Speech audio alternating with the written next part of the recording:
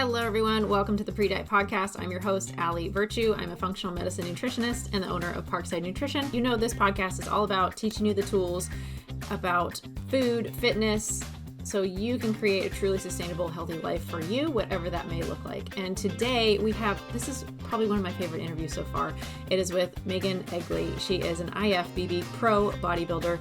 But more than that, she is an expecting mother, and she is sharing all of her wisdom with us. She's a nutrition coach as well, but she's also a badass professional. So just a very successful human in so many realms, and I loved picking her brain. I learned so much that I didn't know about her background, her education, her passions.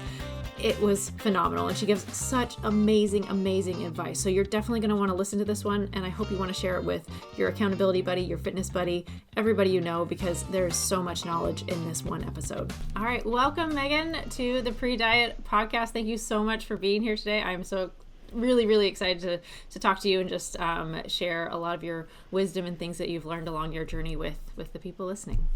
Yeah, thank you so much. I'm happy to be here. I love talking fitness, nutrition, and all the things, so I'm excited. Absolutely. For people who don't know you, the first thing they would probably see on your Instagram is that you're an IFBB Pro Bodybuilder. But what else should people know about you to really kind of have some good context on you as a person? Yeah, I'm a wife, I'm a dog mom, I'm a full-time sales executive for a title company, Ticor Title in Salem, Oregon. So really the bodybuilding stuff and the nutrition and all of that stuff is really just a side gig. My full-time job is at Ticor as a sales executive. So that's a little bit about me. I like to read. I'm also 6 months pregnant. So that's a whole new thing too. So that's amazing. Yeah, the side hustle is pretty strong, being not just a bodybuilder, but a pro bodybuilder as a side thing. That's a pretty intense hobby. Yeah, it's an expensive hobby, and it requires a lot of time and energy. So, but it doesn't pay the dang bills. I think some people when they look at the industry from afar, they think that it makes money, and it really, it can if you make it your full time, like you try to climb the ladder, but it's not coming from competing really. The prize money is pretty small. It's really about how people monetize the sport and monetize being a professional athlete. It's never about like actually competing and winning that pays any bills. So it's an expensive hobby. Very expensive. I think a lot of them tend to be like that, but that's really interesting though, and I definitely want to learn more about it. But how did you get into fitness? Did you play sports growing up? How did that kind of journey start for you? Yeah, so I actually played collegiate volleyball out in Kentucky. I got recruited.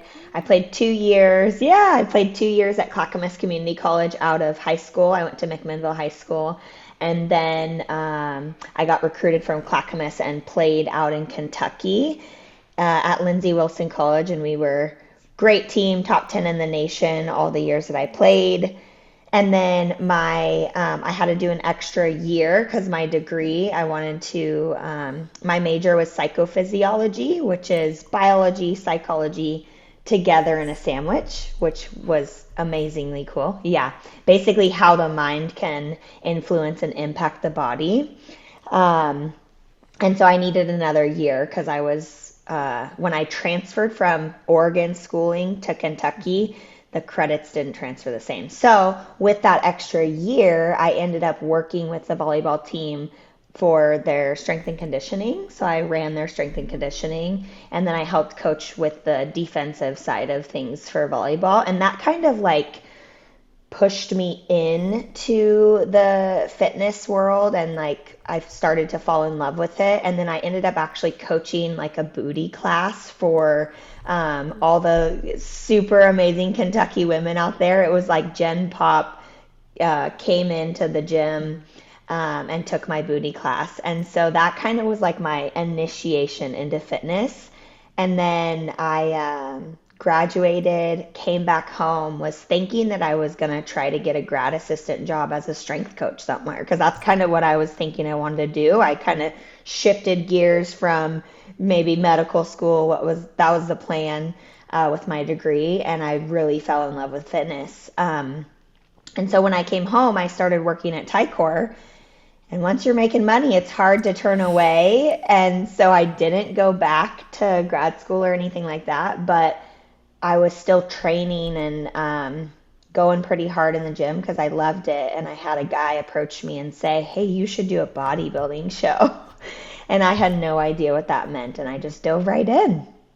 That's amazing. I had no idea the background, but that sounds so fascinating. I majored in biology and chemistry, but like the mindset pieces, I feel like I could be quite entertained, with like another degree in psychology, because I think that's secretly what this podcast is like I just want to hear people's stories and hear them talk about things and how they created transformations for themselves, and just share those little nuggets, and hopefully that causes somebody else to be able to make that transformation. But what are some of the cool things that stand out that you got to learn from studying that formally?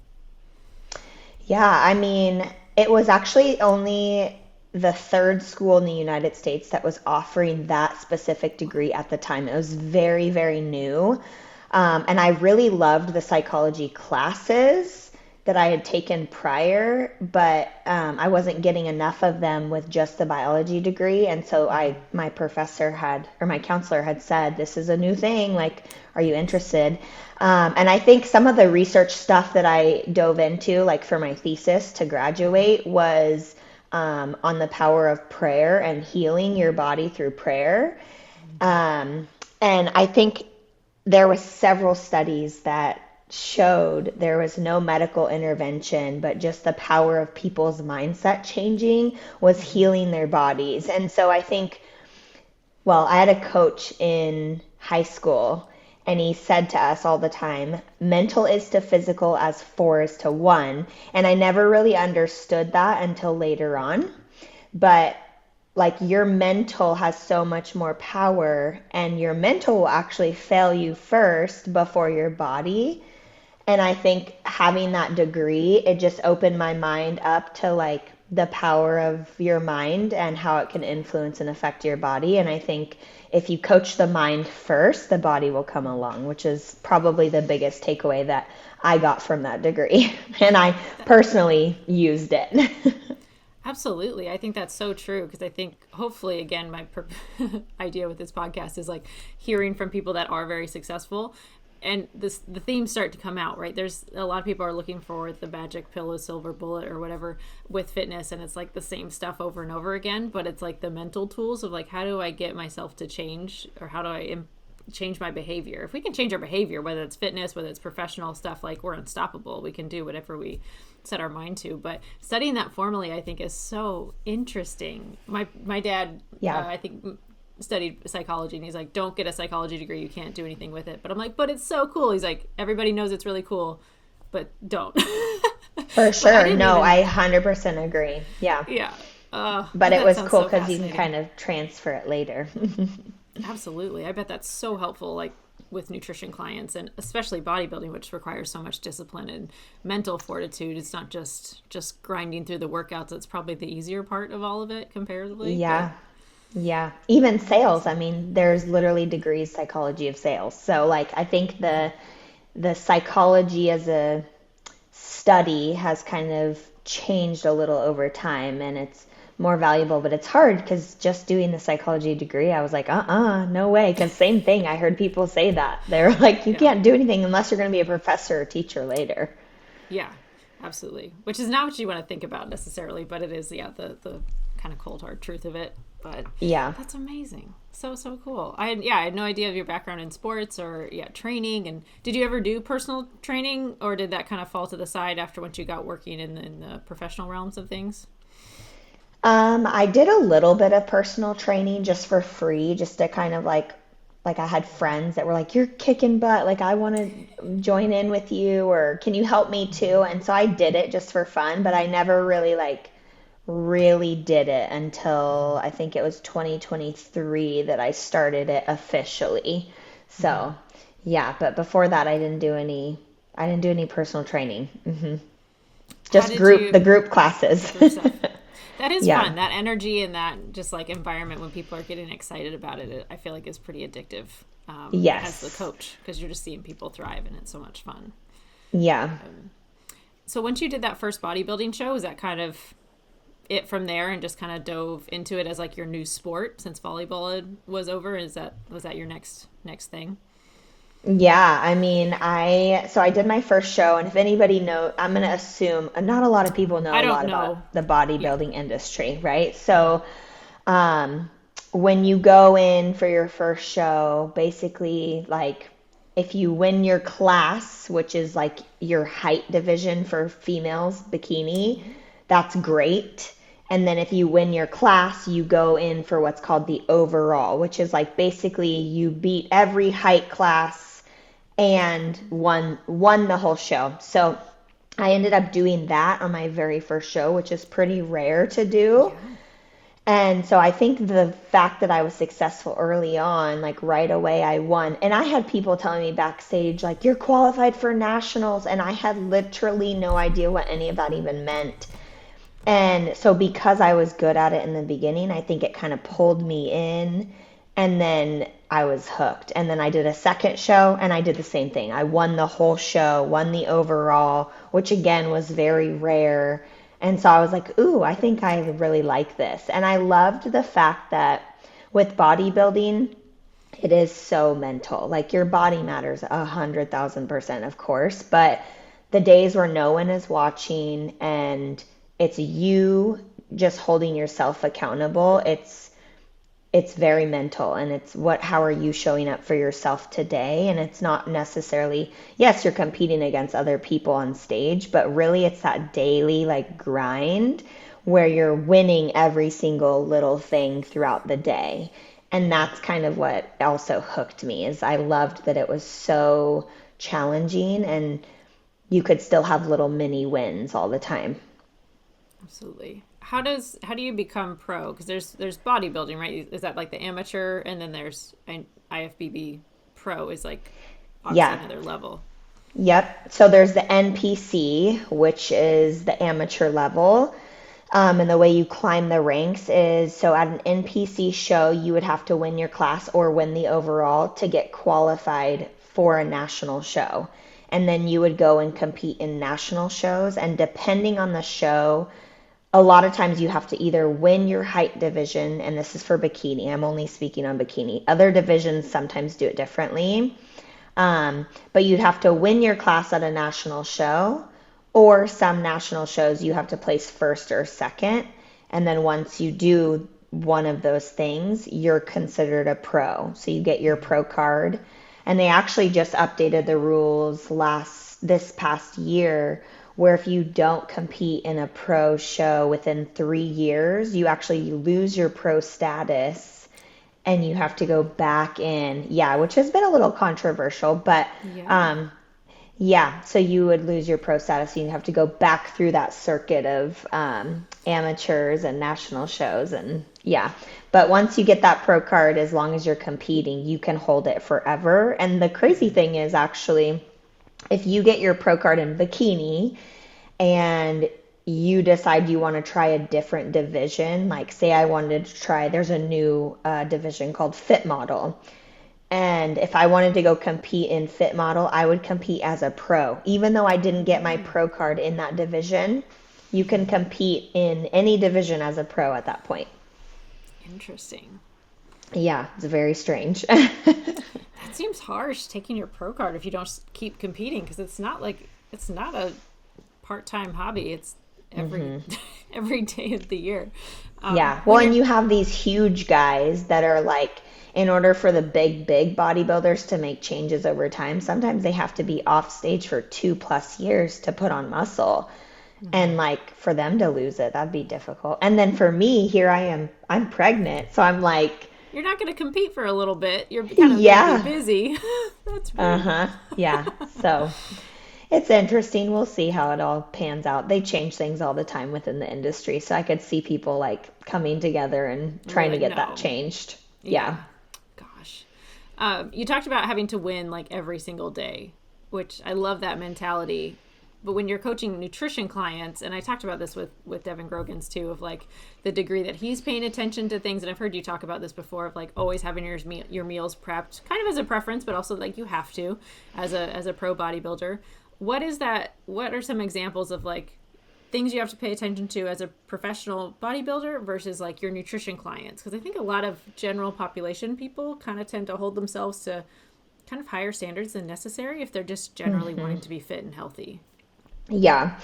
I think I learned this a lot through the years of competing, that not everything really matters that much until the very end. Like, I think as a bodybuilder, when you're competing at the highest level and you're trying to get super, super lean, like the last 6 weeks, 4 weeks, you have to be 110% on when it comes to nutrition. Like, literally, it comes down to even getting like a splash of almond milk in your coffees at a coffee shop. That's adding those extra few calories, because when you're dieting so aggressively for show, your coach might make just like a 50 calorie change, which is so small in the grand scheme of things. But honestly, I could eat 50 calories if I have a freaking mint at my work. And so, like, you think of those things as a competitor, but with like Gen Pop, I call it, like my regular nutrition clients who are just trying to like make healthy choices, and even still some want to lose weight, there's like a variance that you really can have with like 200 to 300 calories. Like, you don't have to be as dialed in and crazy, because it's more of like overall weekly kind of thing, and everything kind of, it balances out. Whereas competing, when you're trying to get like that last little hair of fat off of your body, you have to literally think of everything, how many times you're blinking throughout the day. It's crazy. None of that matters when it comes to like, hey, I just want to lose some pounds, like just for regular general health. Like, it's such a different polar opposite. So General Pop can probably take a big like sigh of relief, chill pill. Like, we're looking at the week. We're not needing to get super dialed in with that stuff. And Aware, it's maybe, really but about, yes. Like, and I don't want this to be like, oh, you can kind of like barely keep track and yada, yada, yada. But it's more about like consistency over time versus being literally perfect. Bodybuilding, you have to be perfect every day to get that extreme level of leanness. I mean, these people have shredded 8-packs, and it's not healthy to sustain that over time. And so with Gen Pop, it's like, yeah, chill out, like just be consistent. What you do most of the time matters the most. It's not necessarily like how perfect are you every single day. have you ever struggled with like, because your body goes through such changes, which I think is also why it seems very harsh to like make you keep competing, because like you said, like staying that lean and doing that process, even if you don't stay that way, doing that process over and over again is like tough. But I also would think it would be really tough mentally if you have this image of like, this is stage ready. And even if you know, like the purpose is to gain weight and gain muscle outside of competing season, how do you handle that mentally when like part of the year you look like this, and then part of the year, you know, you might gain X pounds because that's what your healthy weight is? Totally. My very first few years of competing were a lot harder. I think I got better every time. Every time I dieted down, and then we call it a reverse diet. So strategically increase the food without putting on unnecessary body fat. Every time I did that process, not only did I get better at the process, because in the beginning, you don't know leptin and ghrelin, the hunger cues and the full cues in your body. You don't know that they are completely wrecked after bodybuilding, because you just don't, a lot of people don't educate bodybuilders on that process. And so after my first few shows, I would gain 30 pounds post show too fast. Not that 30 pounds is bad or too much on my frame. It was just too fast, so that, you know, it's wrecking your hormones. It's wrecking like basically the next time you want to diet. And so I think as you go through it and you diet down and you come out of it, you get mentally better. And I started to get to the point where in my really lean phases, I just appreciated what my body was doing in that moment, like I was proud that I was able to sustain certain workouts and my energy wasn't completely in the tank. And then coming out of, because it's like the reverse of what you're taught all the time. It's like you're gaining weight, but it's a good thing and it's on purpose. I focused on what are the things that I really loved about my body and what it was doing, not physically at all, but what it was doing for me outside of being super lean. So I had so much more energy. I was way more focused. I was super strong. I love feeling strong in the gym, feeling strong again, like sex drive, hormones, all of those things are good when you have more body fat on you, especially as a female. And now being pregnant even, I think a lot of women struggle so much seeing their bodies change being pregnant. And I think bodybuilding has attributed so much to my mindset around my body that like I'm really not struggling with like getting a belly.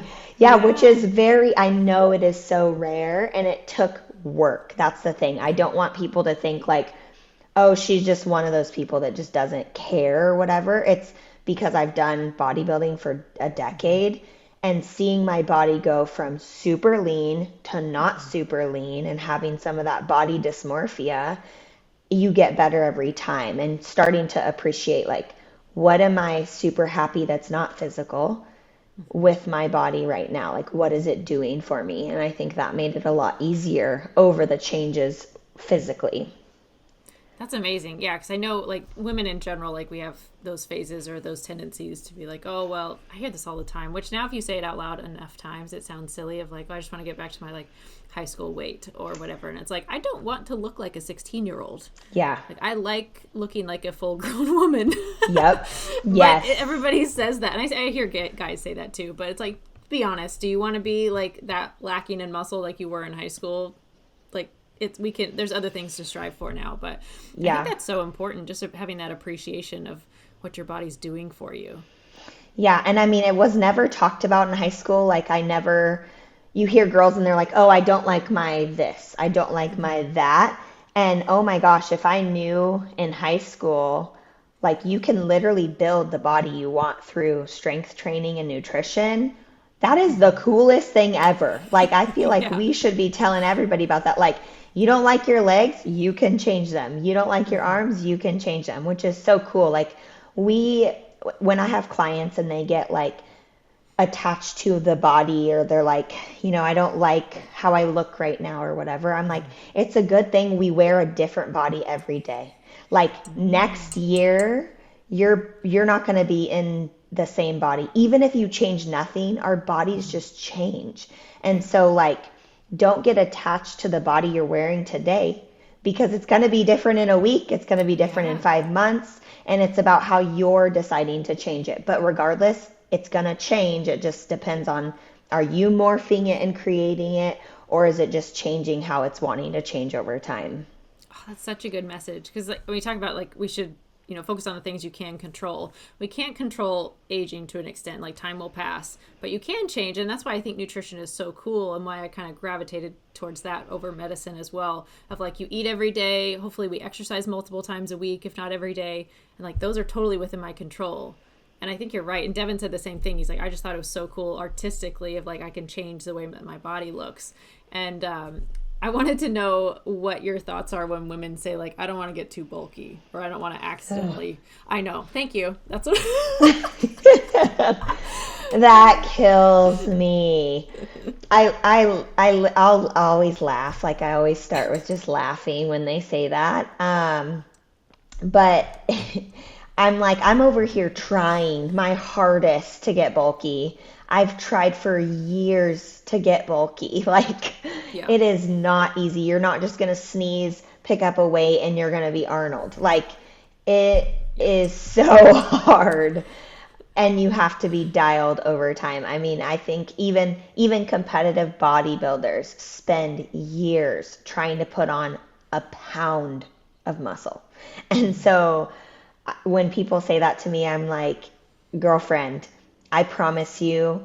And sometimes I even show them pictures of like where I started and where I am now and how long it took. And it's like, Yeah. this is me being extremely intentional over 10 years. And I only gained this much muscle. Like, it Yeah. ain't gonna happen overnight, sis. Yeah. I know. And I think, and stage photos are one thing, right? Because I saw you at an event when you're pretty close to like stage, either just right after or right before. Uh-huh. And like, you're not a large person, right? I think that people have this like knowledge of like, oh, I won't fit through doorways all of a sudden. Like, I'll Yeah. just be like so wide. And it's like, I do the same thing like with corporate talks of like, guys, I've been trying to get bulky for years. I'm like 13 years in, and this is it. And like sometimes it hits, sometimes it does not. Because I'm like, guys, I know I'm not huge. Like, I'm a dead average woman. I don't look that, it's just so funny because it's not going to happen accidentally. And I remember Yeah. being at like my like physical best, and you still like, unless you have the nutrition piece, which at that point I didn't. I just did CrossFit and paleo, eating way too much fat, had no idea where everything was coming from because didn't track my food. But it's so healthy, it's so clean. I just had no idea, and all things that I learned now. You need both. You need quality and quantity. But I never felt like I looked like the athlete I felt like. I felt super athletic, but always felt a little bit fluffy. And it wasn't until I learned more of the macro side and like the quantity side of things, and kind of had to like try to settle those two things of like, but I want it to be the cleanest, healthiest food, but also I was just eating too much. I was hungry. Yeah, So I ate too much. you can overeat literally anything. I remember when before I got into bodybuilding and I considered myself like healthy, because I made healthy choices, I would literally get like a bag of almonds and sit at my desk and eat like a whole bag of almonds. Like, that's so much So fat. healthy. Yeah. And it's so healthy. Like, an almond is healthy, but Yeah. anything can be taking you into a caloric surplus, and that's where we either gain weight or stay. But yeah, that's funny. Same thing. In the beginning, I was like, I feel like I should look different because I I work out train so hard. hard. Yeah. Yeah. And I have clients too that are like, I think this is a common thing in clients is they think they can like outwork the diet that they had. Or I'll have a client, just a couple of weeks ago, I had a client check in and she was like, yeah, I like overate 2 days. Like, I had birthday celebrations, which enjoy your birthdays, please, you guys. Like, Yeah. that doesn't count. It's one day of the year. Same with holidays. But anyways, she like overate a few times throughout the week. And she's like, but I increased my cardio for like 5 days of the week. And I was like, I don't want you to start associating those two together because, first of all, your activity when it comes to like what you're burning throughout the day, it's like 10%. It's literally so tiny. What you do activity wise is only accounting for 10%. What you do like blinking and stuff actually counts more. And so I told her, like, we don't want to negatively associate food with exercise because people then start to get in the mindset of they have to earn their food, or if they ate badly, they have to work off that food. And you can't. It's basically impossible because of the differences in terms of like the numbers. But yeah, I had to explain to her, like, no, we don't want to do that. We don't want to start negatively associating. Just get right back on your plan and don't try to undo what's already done. It's just get back on the wagon. Absolutely. I'm sure there's plenty of people on Instagram that do these, but like they'll eat a crumble cookie and they're like, I'm going to go burn it off. And they go for like a half marathon run to like try to burn the same amount of calories. It's like, no one has time for that. It's a losing strategy, but it is really hard to be that consistent day in and day out, to just make our lifestyle accommodate the occasional fun stuff. But I think that's, the very unsexy answer that a lot of us are saying, but just takes time to let that sink in, probably. Yeah. Absolutely. What are some misconceptions that people have about bodybuilders or professional bodybuilders? What are some things that you've heard that you're like, yeah, that's not really true? That we make money. Yeah. Yeah, that we don't like food, that we don't enjoy eating.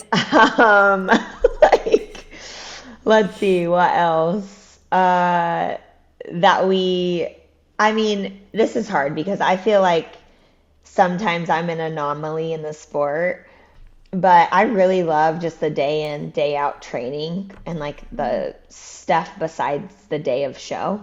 Mm-hmm. And I think there's a big misconception of like, oh my gosh, we just love to get on stage half naked and like flaunt ourselves around and have all the attention. But it's like, it's so much deeper than that for me. Um, I think that is a misconception though, is like that all of us do it for vanity purposes. Mm-hmm. Yeah, but I don't know. I feel like there's tons out there, but It's I okay. don't pay attention to a lot of them. That's But yeah, those yeah. are probably a couple that I would say. That's awesome. This is obviously, like you said, not a part time hobby at all. How do you take those challenges on with a partner? I feel like quite often when I'm talking to nutrition clients, like if their partner isn't on board, or even if they're generally healthy, but occasionally kind of facilitate some derailing of positive habits Yeah. or things like that. How do you navigate that with your partner, and what advice would you have for couples supporting each other through a health journey? Oh my gosh, I love that question.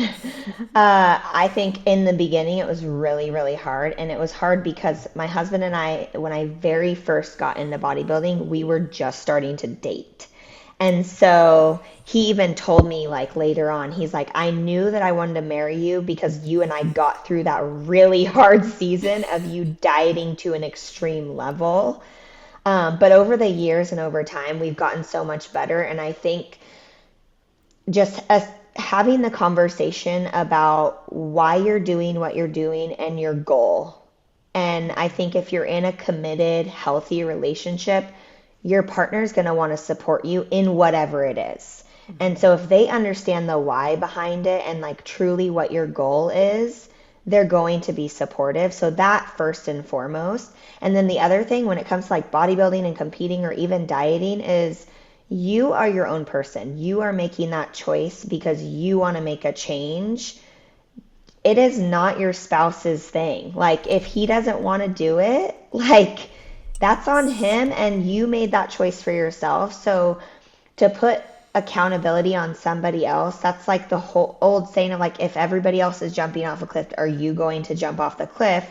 Well, no, because it doesn't serve my goals. Like, Hope not. right? So, yeah, like in the beginning, my husband, he would, and still, even today, like he literally it was the day before show, he got a burger and fries, came back to the hotel room, was eating it. Maybe year one, Megan would have been like, ugh, like, why are you eating that in front of me? You know? But Yeah. then after, it's like, do you, babe? I'm so happy you're enjoying a meal. I'm choosing to do this. And Mm-hmm. so that doesn't align with my goals, but that doesn't mean you have to suffer too. Like you Mm-hmm. didn't decide to do a bodybuilding show.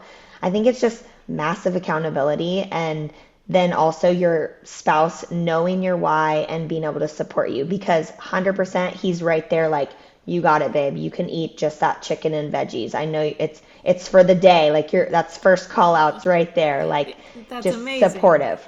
Yeah. That's amazing. That's amazing. Because it can be tough of like, Ben, I have this happened once where someone bought like a 3 month package off my website as like a gift to his wife and then called me the next day Mm. of like, that didn't go well.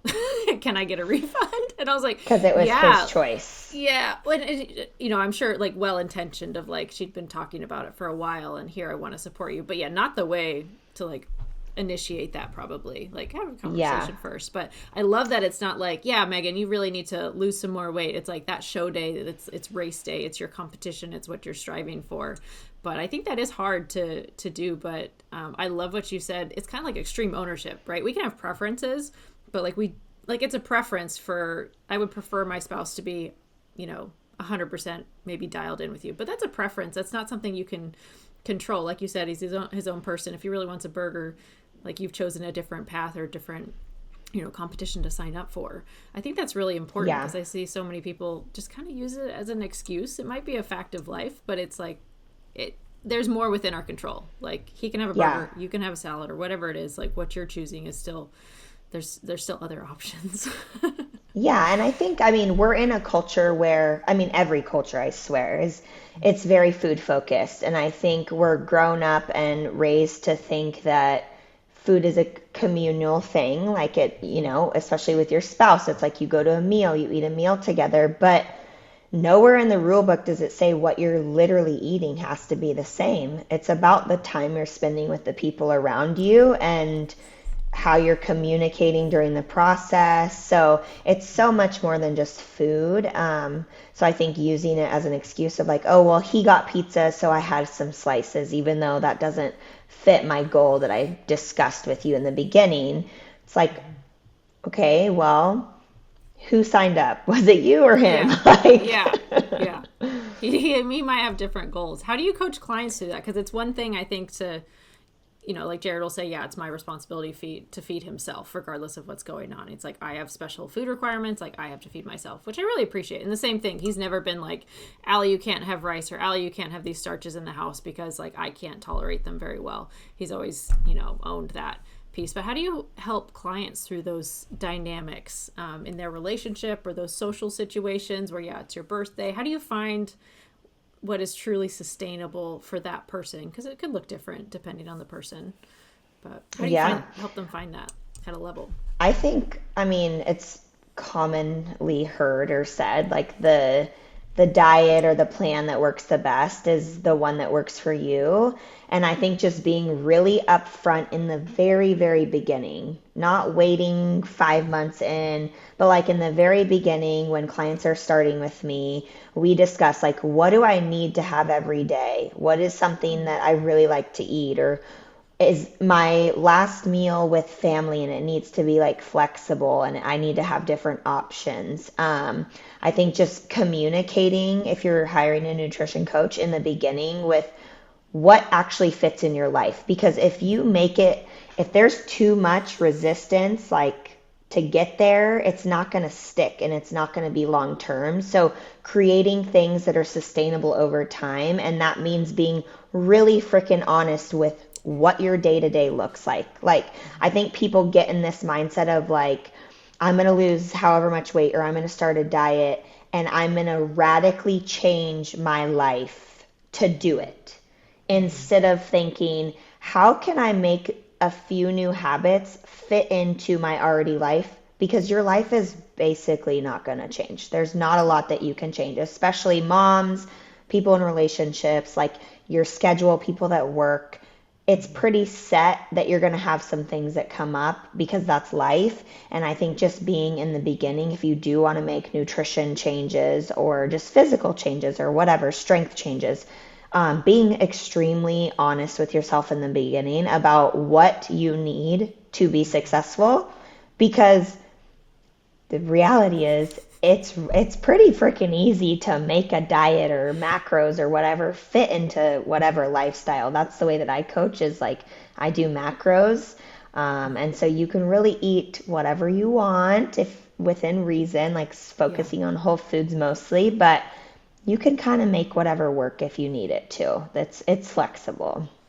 Absolutely. I feel like sometimes clients come up with those right away of like, Allie, don't touch my popcorn. I love popcorn at night. And I'm like, okay. And they thought I'd have like an argument about it. I'm like, I'm not worried. Or he'll hear clients like, I felt bad because I had a spoonful of peanut butter. I'm like, why? She's like, well, it doesn't have that much protein. I'm like, well, I'm glad you know that. I appreciate that. Just food facts. But like, you're progressing great. You're getting enough protein. I don't really care about fats and carbs where the rest of them really, you know, balance out to. It's kind of a preference thing. And if you want to enjoy that, that's fine. As long as you're keeping progressing and you feel good, like, I don't think you need to feel bad about that at all. It's just funny, some of the unprogramming of like, that's fine. I think a lot of people expect like a fight about it. Yes. Well, and they think for change, they have to be so extreme. Like they think they have to be bodybuilders just to get changes, but it does not have to be that crazy. Absolutely. What is something, I think you kind of already answered this, but what are some mantras or some like mindset tips that you have for people to help them stay focused on doing the things when consistency feels really hard, whether we're tired, we're just spent for time? What kind of helps you and or your clients kind of stay focused on that? Yeah, I think, like I said earlier, I think just what you do most of the time matters the most. It's consistency over perfection. and building things as habits instead of relying on like the whole motivational thing or energy or whatever, because that is so fleeting. It will never last forever for everybody. You're gonna burn out. So I think just trying to focus on building certain habits that you want to keep in from day to day. And yeah, just knowing that no one is doing it perfectly. Even bodybuilders mess up. But what you do over time, long term, really creates change. So I try to get people to kind of take the pressure off and try to focus on like the little daily wins. Absolutely. If people had to pick 3 habits, what do you feel like are probably the most core habits to get them feeling better? Maybe some sustainable weight loss, but like it gets them moving. What 3 habits would you say, hey, focus on these things that you can do each day? Yeah, movement, you just said it. We are a sedentary bunch, especially in the US. So I think trying to move your body every single day, and that does not mean you have to go sprint. Like I think people hear movement and they're like, oh, I hate cardio. And it's like, so do I. I hate cardio and I'm a bodybuilder. But like going on a walk outside or riding a bike or anything that you enjoy doing, just moving your body at least 30 minutes a day is going to be huge for a lot of people if they just add that in. Trying to eat more protein and more to everybody is going to look different. I like to say try to add some sort of protein into every meal that you're eating a day. That's like the easiest start. If you dive deeper, then 1 gram per pound of body weight or goal body weight, but that's bodybuilder side and nutritionist. But eating protein with every meal. And then drinking water. Like if I have to cut out I have 5, but if I have to only say 3, I would say those are my top 3, like movement, protein, and water. Because a lot of us, we overeat because we're actually thirsty. A lot of us are running around really dehydrated.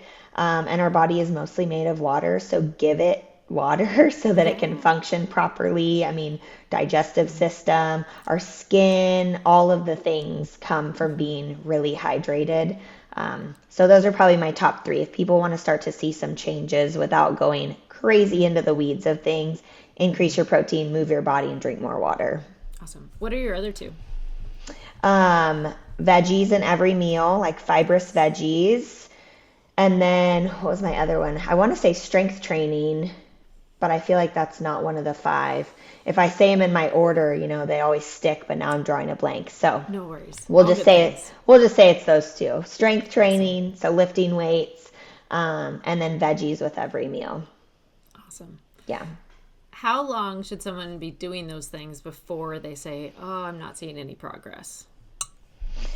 Oh, geez. 6 months. Yes. No. I feel like people are going to be like, I've been at this 5 days and I'm not seeing anything. Yeah. Yeah.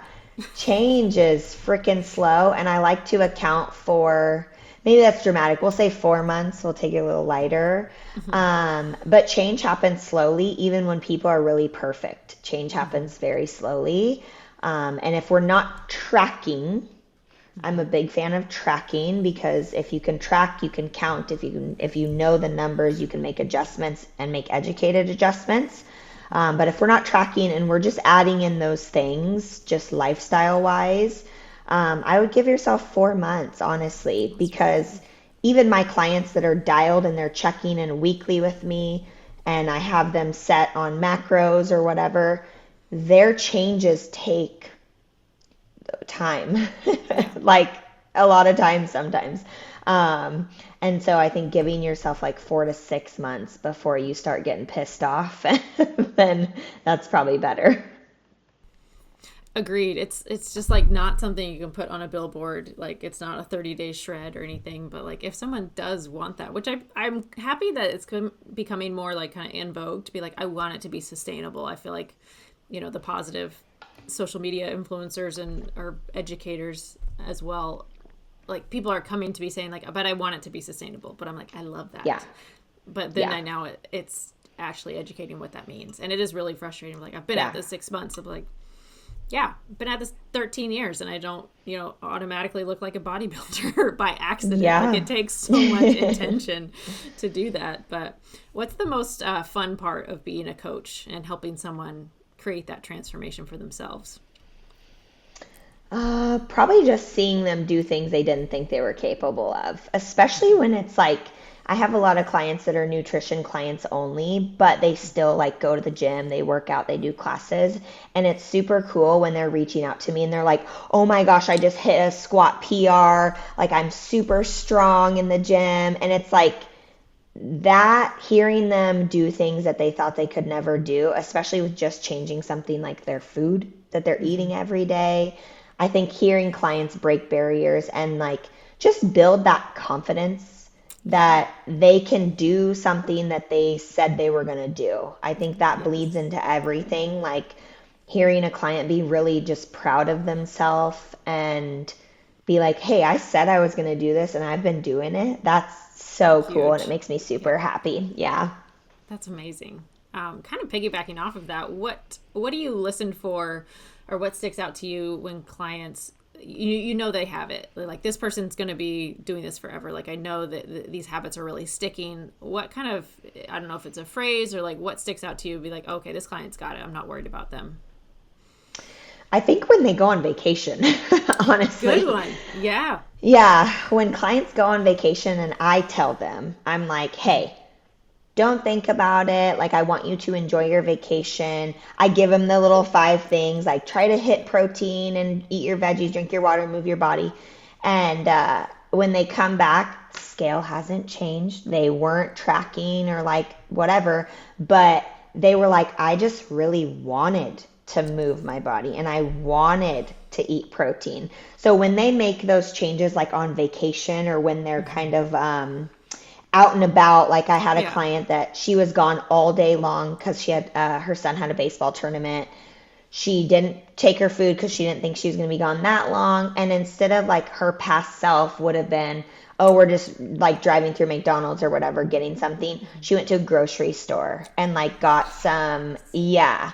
I was like, oh, she's got it. Like, she's a pro. And she didn't, I'm like, she didn't have to, it's just stuff like, when the client starts to make the decisions themselves because they want to, instead of reaching out and being like, hey, running late, what should I get at McDonald's? And then me having to say, actually, like, is there a grocery store closer? Or, you know, getting it this way instead of just the bacon cheeseburger. You know what I mean?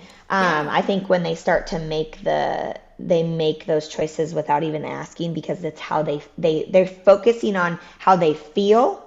Mm-hmm. When they take in whatever they're taking in versus like just following the rules. Yes. It's when people talk about like they fell in a hole and when they really jumped into the hole themselves. Like, oh, I had to go to McDonald's. I'm like, but there's Taco Bell right next door and they have the Cantina chicken bowl or something. Like, there's better options. Any effort I'm like happy about, like any like evidence of like some awareness or choice or intention is like, I'm looking for that. It doesn't have to be perfect, but like just that you took some autonomy over it. But awesome. How has this kind of, as you kind of transition to motherhood, how have you kind of mentally prepared yourself or shifted gears from like the aesthetic goals, probably health goals on steroids, I would guess, for this next phase? I mean, I had a pretty rough, from week 7 to 17, I was nauseous 24/7. And crazy thing, the things that helped the most when I was the most nauseous was protein first. And which is crazy because I always thought, like, in my head, I'm like, oh, saltine crackers. Like, that's what they'd say. You hear. Yeah. Yeah, that's totally what you hear. No, like protein actually helps with nausea. Protein first thing in the morning. And then the days that I did not move or exercise, I felt worse. So like the same habits that make my human feel good without creating a human actually helped so much when I was going through like the harder phases of when really a lot of the formation of your baby is happening. I mean, you're creating the placenta, you're creating the structure of the baby. All the hard work is in that first trimester of when you're really working overtime. And so just like the simple things, honestly, of like, and being hydrated, like having electrolytes in my system, it all came back to those same habits that like make my body feel good in general, helped me so much. And now still, even through pregnancy, there's still like when I feel icky, if I go on a walk, I don't want to go on a walk. I want to lay and be a potato. But it's like if I just do it, if I just get moving and I go on a walk, it helps. It makes me feel better. That's amazing. Has anything changed or stuck out to you? Like, oh, okay, this is different because I'm pregnant, or I need to do this because I'm pregnant. Anything different?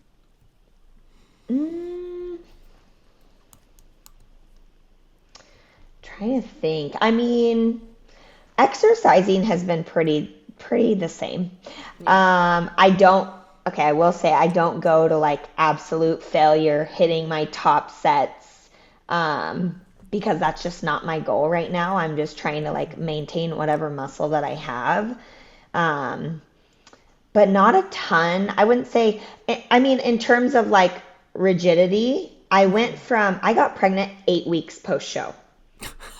So, yeah, and we were trying, and we did not think that trying would work that quickly. So we feel very blessed. Like I understand there's so many women that struggle, and we were prepared for a year even. Like we were like, we got to buckle down. This could be a year long, and my body was just in a really good place, healthy and hormonally. And I attribute that a ton to my coach, his protocols, and then working with a naturopath throughout my entire season and career prior even of bodybuilding. Um, but yeah, I mean, we got pregnant and it was just like, oh wow, this is happening. You're like, that was a little faster than I thought. Yeah. So I don't know where I was going with that. I forgot what the question was. We'll blame Just what, pregnancy yeah, what brain. was, yeah, what, just what was different. But no, that's really reassuring to hear. And also, like, I think this myth is pretty much dispelled by now, but like, of like, don't lift when you're pregnant or don't lift over a certain amount of weight. But like, you've been doing this for 10 years. Like, this is the same as, you know, doing the dishes or taking out the trash. Like, these are all things that Totally. you're like so capable of doing. So no, Yeah. that's just really Yeah. reassuring. Oh, I think basically just saying like I'm not going to failure every time anymore with my exercises. Yeah. Yeah. Amazing. Let's see. You mentioned a little bit of professional. I'm always super curious too, and that's just based on the guests that I've picked. It's not always necessarily like a full-time fitness professional, but anytime I see like a successful person that has like kind of a very well-rounded person, I always want to pick their brain.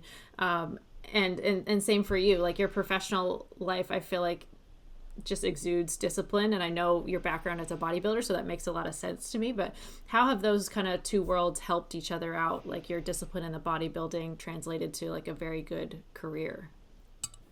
Yeah, I think doing what you say you're going to do is a big one. And it's really sad because that's very uncommon nowadays. Yeah. Um, which is so simple. But again, like a lot of people just don't do what they say they're going to do. And I'm reminded of that all the time within my career, within Tycor and the real estate industry, and then even within fitness and coaching and nutrition. I think because I had to be so disciplined with bodybuilding, and if I say I'm going to do something, I do it, and it shows. Literally you're showcased on stage and your decisions show on stage.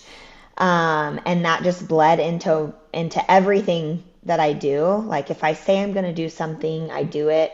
And I've always kind of been like that, but I think it got turned up to like an insane level when I started competing in bodybuilding.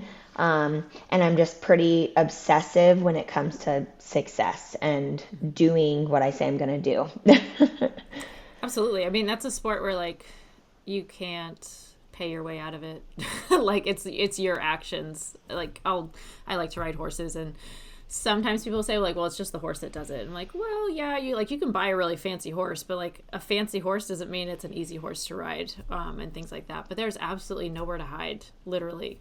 with bodybuilding. Like your every Yeah. decision is just right there on stage. Yeah. And I think taking that ownership of like, if I ate the cookie today and I cheated on my plan and I get second place on the day of show, am I going to think back to like that one decision or those two decisions that I made? Were those the turning points? Was that the point where the girl that won first didn't have the cookie and I did? I think Mhm. so it makes you look really, it makes you take extreme ownership for literally Mhm. everything you do. And I think in business and in life too, the more you can just take ownership over yourself, your own actions, it frees up so much. Oh my gosh. Stop worrying about what other people are doing in your careers and just like, what can you do? What can you Mhm. focus on to be better? And it, yeah, it changes a lot of things. Absolutely. It sounds like to some it might sound like more extreme or more stressful or because it takes more discipline, but I think there's a lot of freedom in that because you stop looking at the barriers and you start looking, okay, like what is within my control? Like what are some possible solutions? Like you think outside the box and get a little bit more creative, and then those new options like you said about your client going to the grocery store, like we see those options all the time. But like when you're in the super norm, I call it like the lazy river of living in America, which is terrible. But like, it's super normal to look for fast food. I don't even see it anymore Yeah. as an option. I'm looking for the grocery Yeah. stores, and there are like true food deserts, like in the U.S. of like where it is really hard to find any kind of quality whole foods. But again, it takes kind of changing your filter of like how you view things to see other possibilities. Yeah, for sure. All right. Well, a couple of closing questions. One of my favorite ones is, and I didn't think this would be that thought provoking, but in kind of along those same lines of like, it's very normal to be not healthy in this country. It's very easy to not be healthy. And I think half the stuff that we've talked about and we definitely talk about with clients is like, you have to be okay with not being normal. But if you could change one thing in our culture that is very normal, and if we could change that to help the population as a whole be healthier, what would you like to normalize for people? That every group gathering does not have to have food at it. Wait, you're not Not going only to would see we your family all, just for the yeah, food? to eat, Yeah. not only would we save a lot of money, but holy crap, it takes the pressure off of if people are making dietary changes or they have dietary restrictions or if they don't like the food that's being prepared or whatever. It's like if we could just get rid of the fact that if we want to have a group something or like engage in conversation with other people, that there has to be food there. I feel Hmm. like I would get Yeah. rid of that. Yeah. Absolutely. One of my best posts on Instagram is just when I said like, can we just go for a walk to catch up with friends instead of having it to be around food? And I Yes. like that from because I see clients struggling with the food side of things, but also from you don't know people's budget. You don't know like that might be another added stressor on them, and they just want to Yeah. be normal and like so they'll put it on their credit card and try to figure out how to pay for it later and things like that versus like having just something that's so neutral and just very accessible, Yeah. whatever version that is for that situation. But I Yeah. love that. That's a great one. I say that all the time. So like you're going for the people, right? Like you like the people. Like if they Yes. choose food you don't like you're still gonna go, right? Because you like the people, hopefully. Yes. But So much awesome. pressure sometimes. Awesome. Well, lastly, what advice would you give to someone if they are just getting started or if they're just getting restarted on their health journey and they really want this to be like the last campaign, like they're truly, starting something for the last time and making these habits stick? What would be some advice for them? Be brutally honest with yourself in the very beginning about what is going to be sustainable over time. Like if you don't want to keep starting over, then stop picking the diet or the plan that doesn't actually work for you. Be brutally honest with what is going to work for you. And if that doesn't look like the most perfect whatever nutrition plan or fitness plan or whatever, if it doesn't look like that, it doesn't matter. It's about you as a bio individual and like what's going to work for you. And so I think if people would just be really brutally honest with themselves about what they need, with yes, we do need like some resist, like a little grind, it Yeah. doesn't change as hard. Um, but I think if you can make it a little easier on yourself and just be really honest with what you need, and do the small stuff first. Yes, Yeah. absolutely. Amazing. Awesome, Megan. Well, let's see. I know you have a lot to be excited about this next year. You said you're 6 months pregnant, so not that long Yeah. left. Not that I long. know it's crazy. I'm due in August, so it's August, right around the amazing. corner. Oh my Yeah. gosh, wonderful. Well, if people wanted to find more, what's the best place to find you? Do you have a website or is it Instagram? Where should you be I sending people? love Instagram. I'm on Facebook too, but I hardly, I'm bad there. I love Instagram. I share a lot on Instagram with fitness and my Tycor stuff. If you wanted to work with me on the nutrition or coaching side, I do programming and I do in-person training sessions for now, and online coaching. But the link in my bio on Instagram is an intake form, so you can go there. Awesome. I also coach group classes in McMinnville at Alpine Fitness and at Awesome. Gunner CrossFit. So if you guys wanted to be in a group setting, and let me yell at you, then you can do Yes. that too. So Amazing, amazing. Well, I'll get all that linked in the show notes. And so everybody go follow on Instagram. And especially, I don't think we've had anybody from McMinnville. So that's great to add another kind of area and another resource for fitness for sure. yeah, Absolutely. awesome. Well, Awesome. thank you so much, Allie. Of course, of course. Thanks for joining us. All right, guys, I hope you liked the episode. I had a fantastic time talking to Megan. If you liked the episode, if you learned something, please like this video if you're watching on YouTube, subscribe to the channel, follow on Spotify, Apple Podcasts, wherever you are hearing this. Make sure you follow us on socials. I will link Megan as well so you can follow along with her, reach out to her if you're interested in working with her. She is just a delightful person, and I'm so glad she took the time to chat with us. But otherwise, if you want to support the show, you can follow in all the things, leave a comment, leave a review. That is so helpful so this gets in front of more people and we can grow. If you want more resources on helping you along your health journey, make sure you go to parksidenutrition.com/subscribe and subscribe to the Free Shit Friday email list. And that way you won't miss a thing. Any new videos, resources, I usually send a downloadable resource every single week. So make sure that you subscribe to that email list so you don't miss out. All right, I'll see you in the next one.